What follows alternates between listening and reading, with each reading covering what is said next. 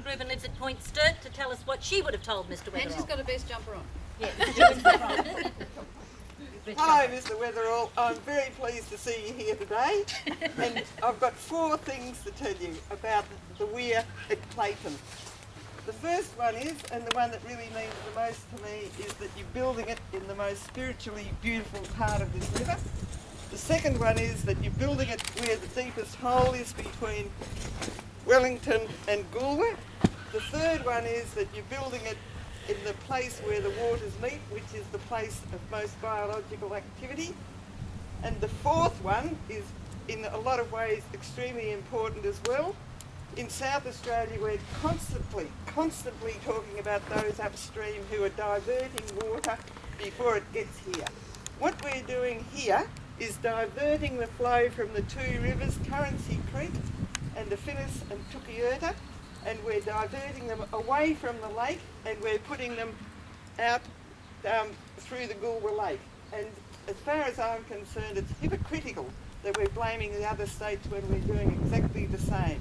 Yeah. So thank you for coming. Thank you. I'd now like to call upon the Secretary of the River Lakes and Coorong Action Group, John Yalland, resident of Point Sturt, to come forward and tell us and speak to Mr. Weatherall. Thank you, John. Well, it's good to see you all not here today. I have a couple of concerns. One is that we've been supposedly consulted about all this, but the consultation started off being environmental refuges for the undoubted safety of birds, fish, turtles. But somewhere along the way, between January and March, it turned into an emergency of rust and sulphate soils. And now, here in July, it's become the Goolwa Channel Water Level Management Project. I wonder what its next name's going to be. Yeah.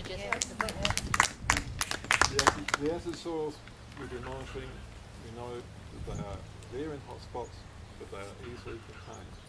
This could be done in an efficient way, just in the places where they exist. And the vast majority of this soil around these lakes is not acidic. I think it's absolutely disgusting what's happening here in the river. It's just going to not finish until most of Hindmarsh Islands end up in the hole. Thank you. Thank you, John. Now I'd like to call upon Bruce Brooks, resident on the Finniss, Bureau of Meteorology, retired. Thank you, Bruce. The Minister has your attention. Yeah, thanks for listening to us. Basically, I'd like to sort of see the best available science being sort of put in to sort of make some of these really, really hard decisions. One of the things that I've been passionate about is the amount of water coming down the river. Sadly, from a meeting the other day, we sort of learnt that there's a variation of something like 7 times the amount of water, or indecision in the amount of water that actually makes it into South Australia. This is fairly fundamental to our knowledge of the amount of water that's coming down and to sort of how you would like to manage it down here. So I'd like to sort of have spoken to the Minister to find out sort of how we can best get the best available information on which we can sort of base these things. As a matter of interest, 7 times is probably the order of magnitude of half of the evaporation that sort of might occur down here.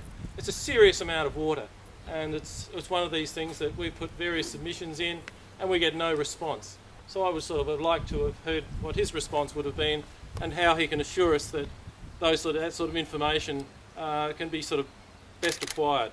Thank you. It's not rocket science. Thank you.